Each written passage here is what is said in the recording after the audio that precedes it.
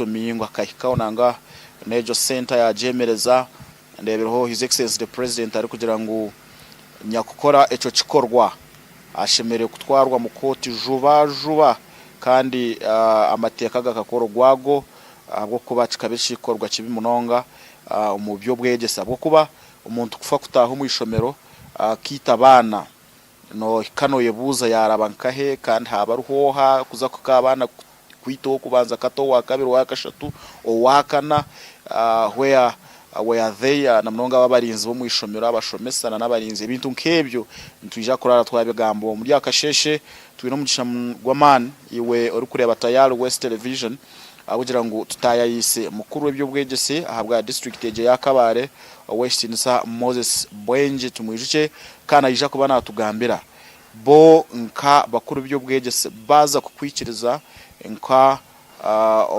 umuntu rukwenda ngo atandike hishomero eriyo muntu buntu exactly bakushaba bintu ki ni barambura what exactly do you present okugira ngo asha yo kugira ngo karecho tandika ishomero obe wabishirize cyo kubanza twakwakira mwana witu dio abwa district ya Kabare. Okay, ubare gana Jime naba lebi ba Tayari TV so wibare kunyakira kandi waretomura mwa murunji cyo kubanza ishomero kuko ishomero yes naryo ni business konkati business ko muntu kuko arakora hardware kugira ngo burashesha mukasheshe ufe kutandika regulated ishomero litandika regulated by government kandi kikatibwa hekiragiro mu act of parliament mu liberalization of the education kugira ngo umuntu kwaraba yine ebiretagwa umuntu buntu nawe arasa kutandika hishomero kuko arasa kutandika hirwariro so ebyetago ni byinji eco kubanza ndaze kutandikira umuntu yaba ari kutandika ishomero arabasa kuba rapangise byombeko ninga ebyombeko bigiye byeye so yaba umwishomero muri baramuze cyo kubanza land title ezo ni land title tujetechi population kangwitaka nejyawe ningashi echapa chitaka then oshemerire kuba korabora pangisa turaba tuyetagaho tenant agreement o pangisize ishome obo pangisize oyereke endagano ko pangisize kandi utoro pangiso kwezi kumwe oshemeye kuba endagano y'emyaka ena kugaruza higuru rwagati yiwe no mupangisi rwagati yo mukama wishomero hamwe no mupangisi ece turagira ngo tutabo kwezi kumwe ishomero tirika kole tamwe mwe rero likakurozinga so ekindi hariho ekibaleta ishomero ryaza kutandika ba inspectors of schools omurogo mwanya barabanza baza hishomero barambura kureba yaba lira ya if it is suitable for education institution barebe size yitaka ebizimbe bya bikozwe nke kirasi akwaye no gurashaka umuntu yakorera mu ko mu maduka ninga munci kandi kakawashu ni kandi kakajyaho ebyo tibirikirizibwa barambure ebyo buyonjo abakishora barambure ebyo buyonjo harimo na inspector na ka health inspector arambure ebyo buyonjo rero bamara kurambura barakora report inspection report na health report ibara kwala wa mukuru w'ejo bwegese then hacariho kandaho bararambura ibararebaho nabyo nebe barareba size yitakana nakirebire classrooms barebe furniture iby'abana barashitamaho yabe nika abana bato banasare bashime ko harimo ibyo kuzanisa bine resting room abana baranya ko abana ha myaka yabo mito barahunjira so bine kuba bine resting room hamwe imifarisi yo kunyamaho then harone bizaniro akwa karicura mu yabo ni kweri barebe babine abegesa batendekigwe arurengo gwabo nangwa arebe na documents zabo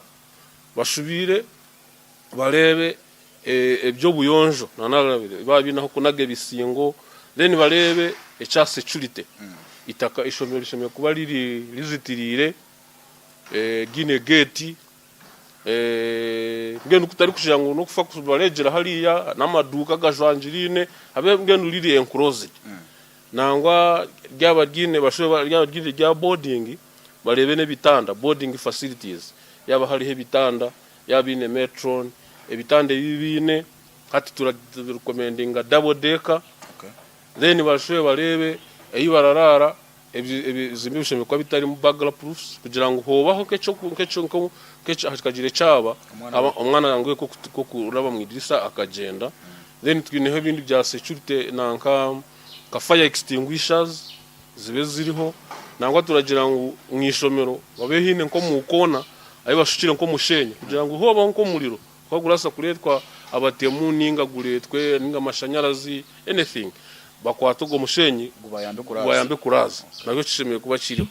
Then bashoye barebe ebitabo nka library babine library y'ebitabo ibyo beregesa. Then harona requirements z'ebitabo zishemeye kwa ziri ko mwishomero twitaga muka constitution twitaga muka education act izo biyo biri nkahe bijyo mwishomero. So abone paho ba inspector ibyo nibyo baraba bararebaho. Then barebe the suitability of that place of the premises yasa ku accommodating ishomero. Then hatiye hariho binde biretagwa eco kubanza kwa jengu haretagaho recommendation leta ya chairman LC3 muninga division aho ayishomero riri habe hariho recommendation yo muntu ari recommending ngo ogumuntu uri kutandika ishomero turamumanya no muntu wo bujunanizibwa kandi kurujirira ishomero riretagwa. Then twineho ogori kutandika ishomero araba yatira application. Then na head teacher abatwereke head teacher ara qualifying nabo nabegesa naki nango batemuna nebicanirizo byeye uko yegire nabyo bizeho. Then olakora ishomero proprietor mukama wishomero li ara presenting a CV yeye ngomuntu aji presenting anangwa teho nebishwani byeye. Then hariho gora shanga ishomero likwatwi abakama bagyo barenjira umuntu omwe barakora baragibeje kibayeta partnership deed ninga endagano era ibikirizingi neho kukwatana hamwe ki ishomero. Then nayo baji presenting. Then bashubire abegesa barakora ikibayeta signed contract abegesa ubine mu ishomero barabaha contract baje ujenga buri mwaka ninga buri myaka 2 abana bakoza butugire ki azabine ki contract kutari kugira ngo rizole to muntu mukashesho ikora mugira ki oramubinga. Then ekindi hashemeye kuba hariho bashemeye kuba bajyawo nabo abantu bo bujunanizibwa babe. Then ekindi in school institution should have rules and regulations. Ishomero ishemeye kuba ryine ebiragiro kandi ningashine njenderwaho kandi biri approved by school management committee.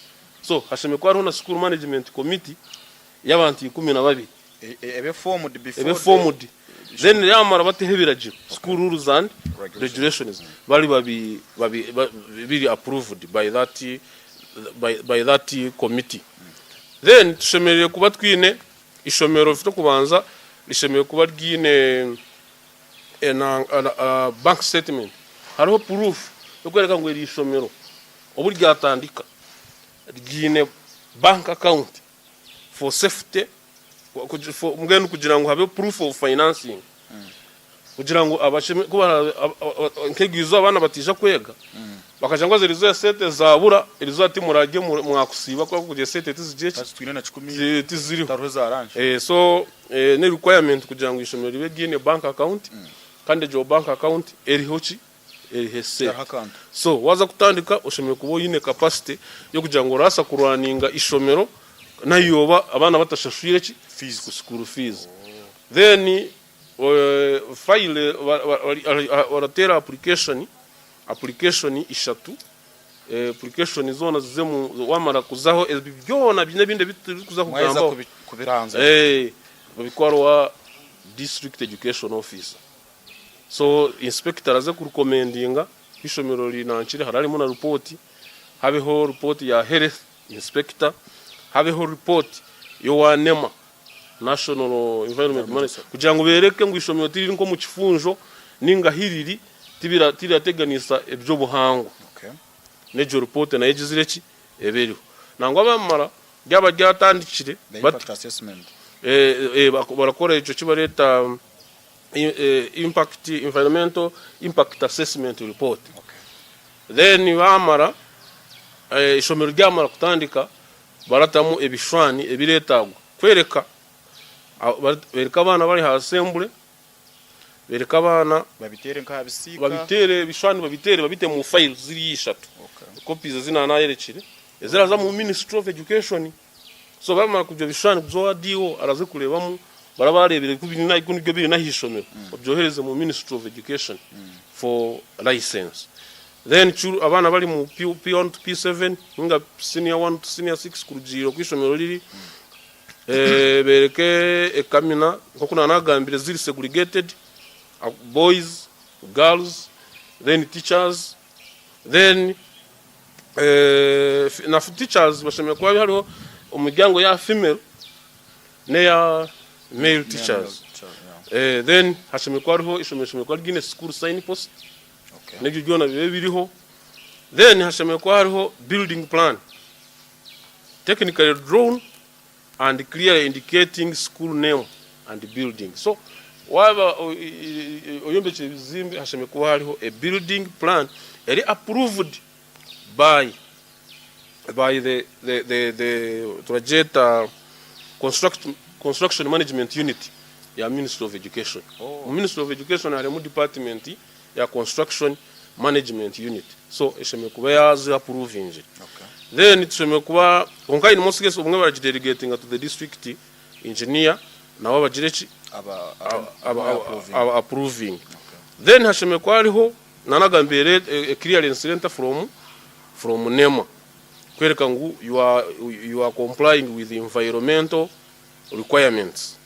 Then a chin ezo application namara kuhika mu OADO erabe yiho recommendation ya yo NEMA eriho recommendation yo health inspector webyo buyonjo haro recommendation ya inspector, district inspector of schools. Then haro application form eyibalijuzaho baragamba ngo ibijyo mu ndomu bihikire ni kwebiri ba senting. Then dio nawe yarebamo ashimina kuzaha mwanya a recommending rero file zenkahe mu Ministry of Education Kampala. Bamara kwika Kampala barebemo kurugire biri mu file ebishwani barebe abishomero ishomero kubarijeki liratunga license ishomero barihe license. License irebeye emyaka 2. So wamara emyaka 2 bara osho applying ujuze busya liri edeke abana ni bato munonga kubakamanya no. So hasheme kwa hariho gate kandi eri close eri locked completely kugira ngo umuntu yaza ko kutahamu abayine permission. Nagira waragire no mu mashomero gamwe na gamwe urashanga gate aza ha gate hari abantu barabanza bakucheckinga no kucheckinga for security precaution kugira ngo ati umuntu atatahamu koko nkuko yatahiremu nebi yarakoze sawa nemijambia ubone kisyo konka babanze bakucheckinga bamanye onne kindi abagari hone kitabo bumwe wo watamune motoka bakuhandike motoka nambeji urukuza konda na ruzo nogire ojiteho. Then bakumonitoring eyi wagira kora burukuza mwishomero kushashura fees bamanye ngo niyo wagira toshemeye kuba umuntu arafa kuza mwishomero nayo umwana ryo wawe direct lokahikora bugana no mwana utakagire mu office. Shemeye kwanza wa reporting mu administration office then bakakwishiriza bakatwaza mwishomero. Actually niyo reason yo no muntu wena yaza mwishomero nayo ba dio nayo ba inspector of schools ashemeye kwanza ya reporting nkahe wa head teacher ninga shumu administration office obagambe na ija mwishomero because ndi kukole iki na ya uri inspect then he teacher kuichirize kuza nkahe koza mwishomero. Tino kora rero umuntu akashemeye kuvutaha mwishomero akahikaraza kuza arabugana nabeje umuntu ari no kumureba murova ko bwana butobwe bwe burabutine kibona iyo ijane kiso arari ari kutero ndijo mwago kwirukana bwagumeho aguma arashika like what happened chabireho because chuagamba ogumwinazi nekisyo cyabirasherekera katamara desagayizinga ko muzire actually abanza yayebuzabuzaho mishoga administration konkati bamanya because ngwasha yo kutandika kwita abana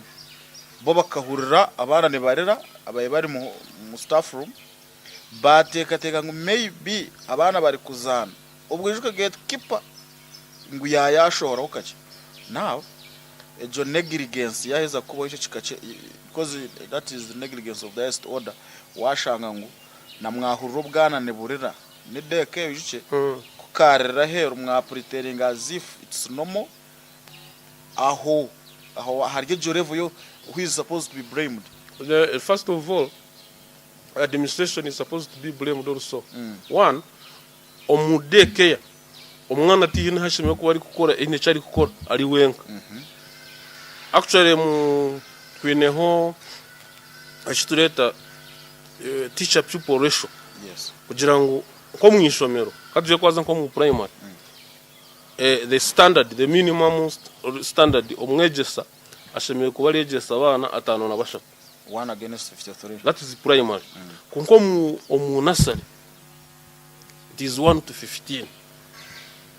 Bino rukubarebuza. Bino orabarebuza kayiti omwana cyo kubanza mu deke umwana barabucari gututaramanya no kugira ngo aze kupama tine cyane no kweje kampali takaja so buri kimwe cyarakora ashemeye kuba hariho uri kumugira ki uri kumureba. So it was negligence in a sense ngo bana bakabareka bali benka akashime ko hariho uri kugira ki uri kurebuza cyamanyisa ngo muri gishomero umwana nawo arasa no kurabana ha gate agenda guri because na gate man akataro gate man guga kabatari nabeji bali benka omwinazi kwiyatayire mu yasesinga mbera yishomero yareba aha bakuru bari naho bwana buri yamanya ngo in the space of this time nimbasa gukora kabi batambone and indeed bakamona. So deke eshimeye kubera ko nkokora reba agamaju agutura batwine ningagora bona mu ko mu matawuni hariho gate waza kutambara kwigurira kandi bakwigurira kuri uryo mujenyi bakamanya bakakwerukamira nko mujenyi kora boli nanka wenda bakaje uruko gende because deke y'abana ni bato amagezi gabo gacari mato tine kibakamanyine cyo kwekorera so bashemeye kuba barababine orabareberera full time. Actually no kuzana kwa bana ba deke kuri oriaga mu mashomero gari deke hari bizaniro nayo naje ni requirement. So ibyo bizaniro n'umwana atashimire kuzamuwe kakwa arasa no kuhutara arasa kuhutara ninga kimuhutaza. So ashemeye kuba teacher oliora murebera ninga caregiver aramutwara umwana akamutamu akamwegiso kukirakora nayo yabikwatira akaguma aragira ki aramuwochi. Nuko kora reba manya hano yakutwe hariho swimming pool ninga usanga school za swimming pools tokale ashimeye ko hariho swimming pool attendant. Likewise in a school buri kimwe cyona cyemeye kuba kigire ki abana bari kureba. So ne requirement especially for security safety of the learners and everybody akuba no n'ikindi oyire hecho kirasa no kuba naha muri indi shomero ninga habe ikindi cyenda kuba nkecho ko mutayije nkishomero gire ki aryose abatemu bo barakora ibintu bitara ayije ayose nkishomero. So in that case yadyosa abana batmukara umuriro gukaka hati nuriyo cyamisa nabo bana tibakabona wo kugira ki wo kubaya. So in a daycare omweji ashemere kuba teacher muriho full time na yaza kuza mu toilet ashemere kugenda nawo hati mu daycare now isi nibagira ngo obo bwana kubwabire bukuzireho at least kakatire ndurere serious konka kugira ngo n'ubwana buto munonga tindamanya imwe nkombo department mu byo bwegese umuntu kuza kutandika daycare na wararabo wanyu ekindi omuzire we yaza kukaku kwesigerwa ishomero n'umwana w'imyaka 2 imyaka 3 nabaine participation yene ingana ki omukuna wo mukutaho uburebereza mwana first echo kubanza ekinero gwa kwa kugira ngo ogwarabana warabanza kuzo muri ba DOS district education office ine mandate over ko abazire batari bamwe naba mu mashomero gatari gamwe na mu muri hanga ntenda kumanyimwe muratahira mukahe abashomesa araza mu class hati yabwa social media a recording a content ajerekera social media ujibuga na TikTok nkahe bararonda likes and what and followers turebera abazire bamwe baracujumira ng'umwana wanje no mu recording otaho ramwegesoka mu ico kirikirizi mu line yebyo kwegesa mbyama ngo kumurabaragira kwegesa eco kubanza eco kintu kici kaiti tikirikirizibwa waza ku recording omuntu actually nkati nko kuri recording ushobora kuba yine consent yanje. I should seek consent first. You should seek my consent. So in that case abana bari gwishomera buje barabarya abana bato bashimye kuba ogwe teacher aza ku recording ebyo ayine consent yo muzire. Okay. Ashimye kuba yine na consent ya mukuru wishomero kukaira gosha bakuru wishomero bari kusaba kugira ki bari kuchikora.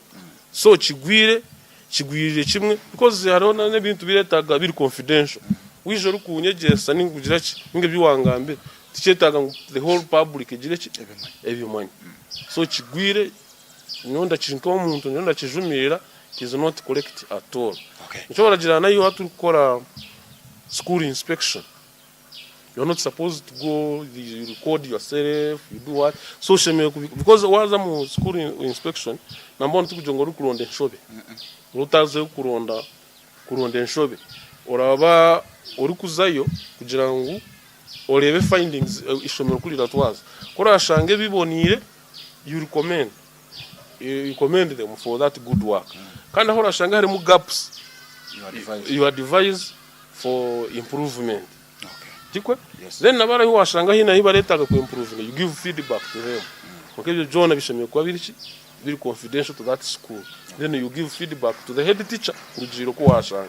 So ebigyo kugira ngo uyoze mu class o taking a video wamara kunanka video ogendo gisharing shana nico na agent shana waba